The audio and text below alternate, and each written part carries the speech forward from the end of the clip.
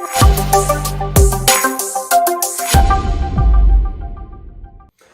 y'all, it's your favorite trainer with a belt buckle. Today we're going to help you design a program on balance.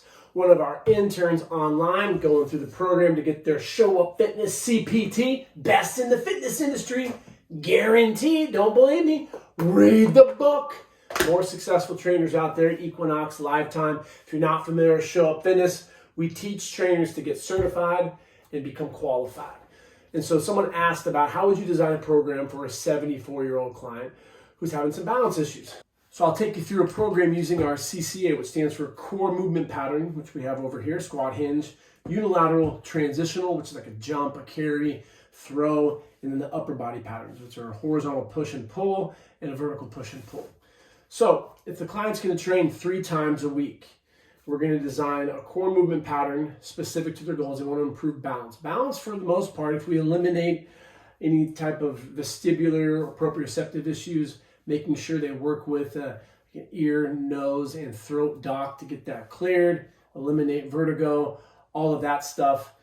Strength training will help improve balance. We don't need to get on BOSU balls and balance discs. That stuff's great to supplement if you want to, but the core aspects that will help with balance are going to be strength training and progressive overload.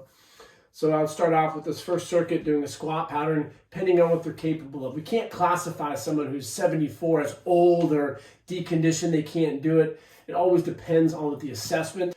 Make sure to incorporate grip strength, also blood pressure. I would check those regularly as well. So as they increase for this grip strength and we get the blood pressure under control, it's really neat to use that as progressions and showcase to new clients. I'll do a squat pattern, probably 8 to 10 reps, and do a push-up into some type of balance exercise. Now, what that could be just depends on the capabilities of the individual. Keep the reps low. The older that we get, we can experience sarcopenia, dynapenia, which is the loss of muscle mass due to age for sarcopenia, power for dynapenia. So if we're doing sets of 10, 15, 20, they could get really sore. That'd just be uncomfortable for them. So typically I would suggest non-consecutive days, body weight squat, regress push-up maybe on a bench or on a wall, and then some sort of balance exercise. You would rest, and then I would go again, make it a little more challenging for the squat, make the push-up a little more challenging, and then do the balance exercise again for 3 rounds. Now, the reason I'm doing a squat first is because it's bilateral, and more than likely they've done some sort of squatting into a chair, so it's most specific for them. The next circuit, I would get into a step up, again, something they've probably done before going upstairs, going downstairs. Then I'll do a pull exercise. I just flip-flop. If you want to do a pull up here, that's fine. If you want to do a push here, that's okay. Probably not appropriate to do a pull-up or an Aussie, so a band row.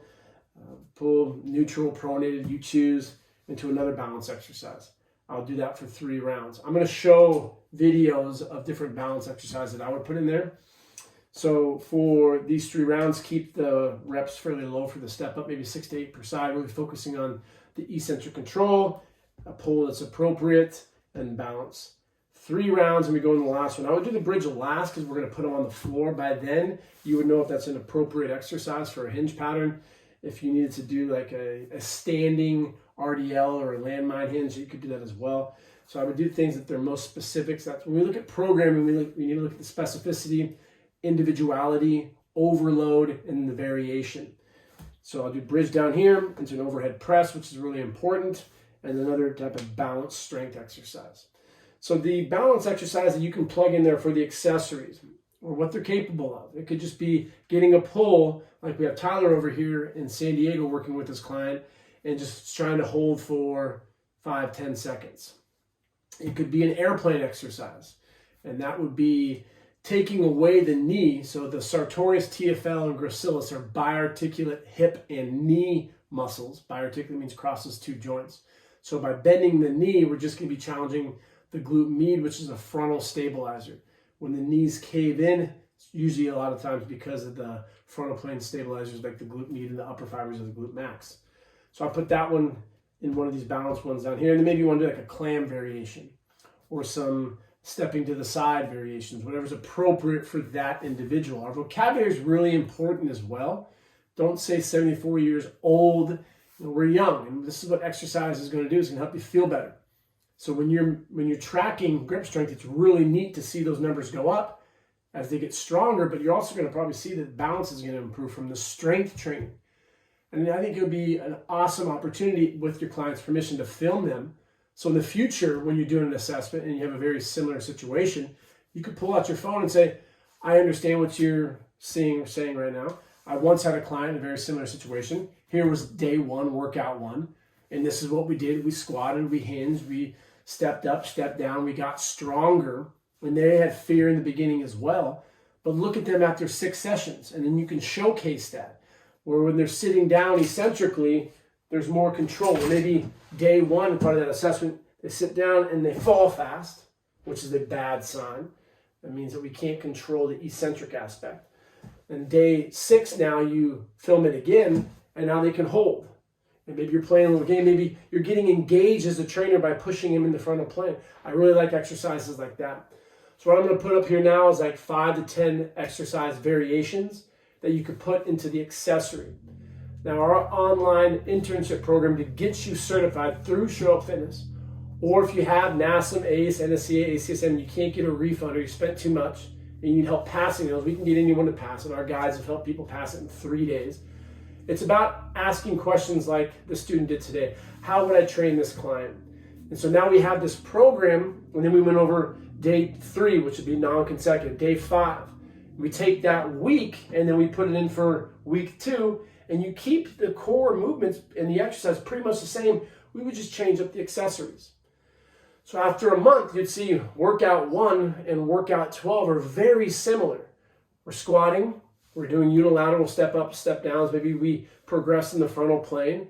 If by week 2 or 3 they're doing really well and they're not sore, we could progress into reverse lunges. Maybe you have a pull or use your hands to make it appropriate for them. I wouldn't go right into a lunge. It's probably a little aggressive. So that's the great thing about what we offer at Show Up Fitness, is we help you build a book of business, but design programs that are safe and appropriate for your clients. If you want to become a successful trainer, I'm a little biased. Read my book, How to Become a Successful Personal Trainer. New version will be out in 2023. And what it's going to have is how to get clients and how to build a successful book of business with networking opportunities. We have a nutrition cert. We have our Show Up Fitness CSCS. We are changing the game one qualified coach and trainer at a time. You need to improve your confidence by being competent, and that's what we teach you. Get into anatomy, programming, building books of business, and doing what you love, which is helping people. Let me know if you like this video. Keep showing up. Have a great day.